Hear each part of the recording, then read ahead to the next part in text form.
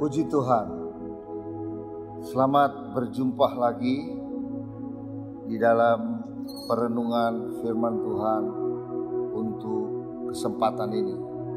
Sebelum kita mengikuti atau membaca firman, kita berdoa. Bapa di surga, dalam nama Tuhan Yesus, kami bersyukur bahwa kami ada oleh kemurahan Tuhan.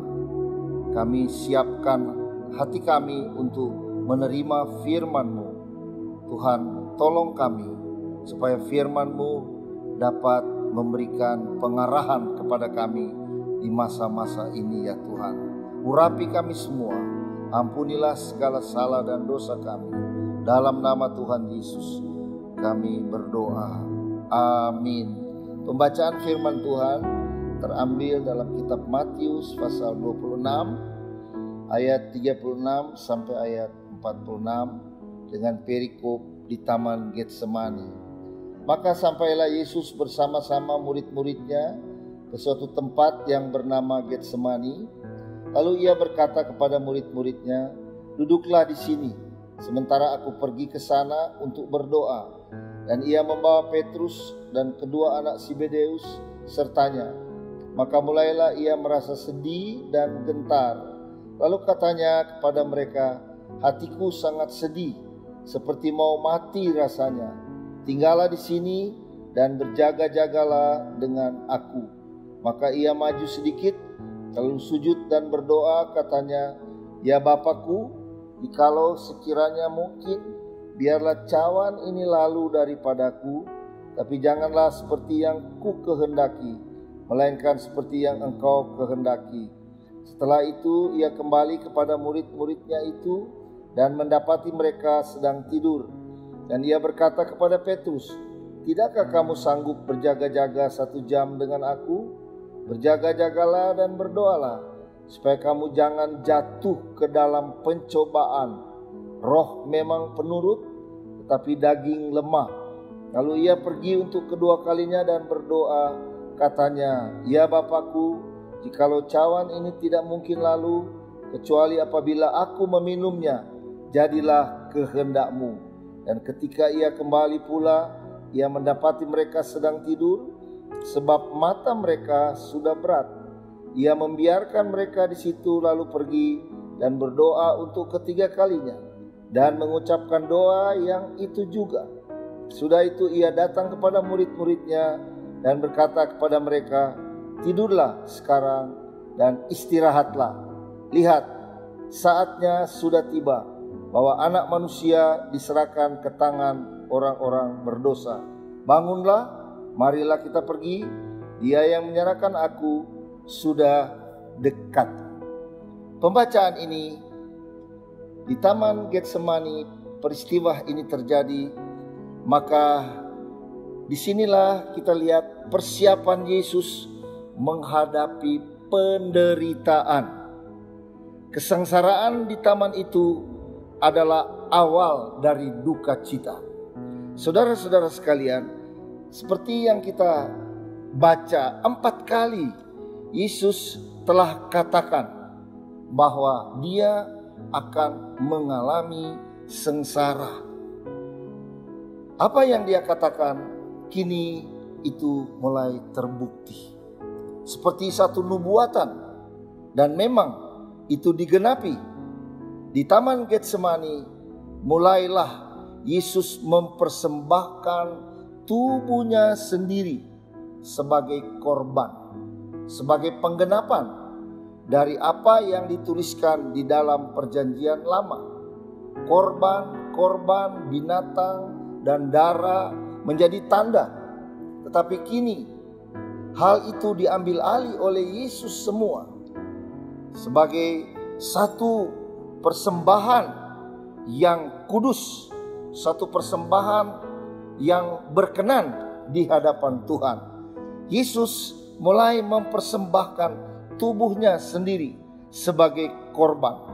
Nyawanya tidak direnggut dengan paksa, tetapi dalam kitab Yohanes 10 ayat 18 dituliskan dia memberi nyawanya atas kehendaknya. Saudara-saudara, peristiwa ini terjadi di Getsemani atau yang kita sebut penggilingan buah zaitun yang dalam bahasa asli disebut Corculus olei. Di sanalah, di tempat inilah Yesus mulai mengalami penderitaan. Dia mulai diremukkan, saudara-saudara. Seperti buah zaitun, dia menghadapi itu semua. Dia tidak mengeluh, dia tidak berteriak. Tetapi ada satu hal yang kita lihat di ayat 38. Dikatakan hatinya sangat sedih. Di dalam kitab Lukas pasal 22 ayat 44, di sana Lukas menjelaskan dia mengalami ketakutan yang sangat berat. Yesus sebagai manusia untuk mempersembahkan tubuhnya sebagai penggenapan dari hukum Taurat, maka dia mengalami seperti manusia. Pemerasan itu mulai dia rasakan. Buah zaitun itu mulai dia rasakan bagaimana pahitnya, bagaimana pedihnya, bagaimana susahnya. Sehingga dikatakan dia mengalami itu dengan sangat sedih. Dia menghadapi itu dengan ketakutan yang sangat besar. Tetapi saudara-saudara, disinilah klimaks yang saya ingin tekankan. Yesus melakukan sesuatu yang seperti diajarkan juga kepada kita untuk menghadapi masa-masa yang sulit. Seperti Yesus hadapi, dia mulai hadapi Getsemani seperti digiling, seperti buah zaitun diperas.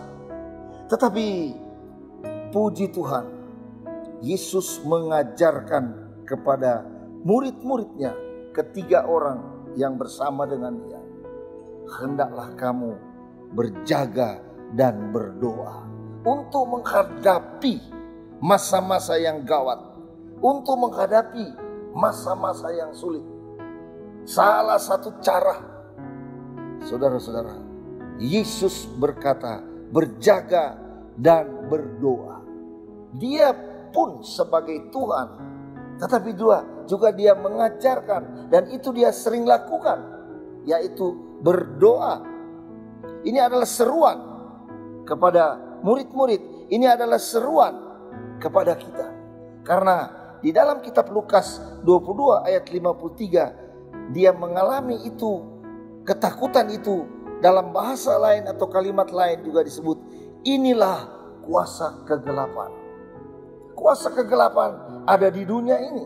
Seperti saya pernah katakan, 1 Yohanes pasal 5, bahwa dunia ini dikuasai oleh kegelapan. Tetapi saudara-saudara, ada cara-cara yang rohani, seperti satu peperangan yang dahsyat. Kita harus menghadapinya dengan berjaga dan berdoa. Berdoa adalah satu sarana yang paling ampuh. Banyak kali kita menjumpai dalam Alkitab bagaimana doa itu merupakan satu bagian yang tidak boleh terpisahkan kepada anak-anak Tuhan, kepada kita orang-orang percaya. Saudara, dunia semakin gelap, kata Alkitab. Dunia menghadapi masa-masa krisis yang luar biasa. Tetapi Tuhan menolong kita. Berdoalah. Alkitab menuliskan, doa orang benar besar kuasanya. Saya percaya sidang jemaat semua pasti berdoa. Apakah dengan sendiri atau dengan berkelompok? Ini maksudnya pemerintah. Walaupun kita tidak masuk di gereja secara bersama-sama, tapi di rumah kita bisa berdoa. Haleluya. Semoga sidang jemaat semua hadapi hal ini dengan berdoa. Puji Tuhan. Mari kita berdoa lagi. Terima kasih Tuhan. Dalam masa-masa sulit kami tetap berdoa. Karena dengan doa Tuhan menolong kami. Sidang jemaat semua ditolong oleh Tuhan. Menang menghadapi keadaan yang berat dan gawat ini. Puji Tuhan. Dalam nama Tuhan Yesus kami sudah berdoa. Haleluya. Amin.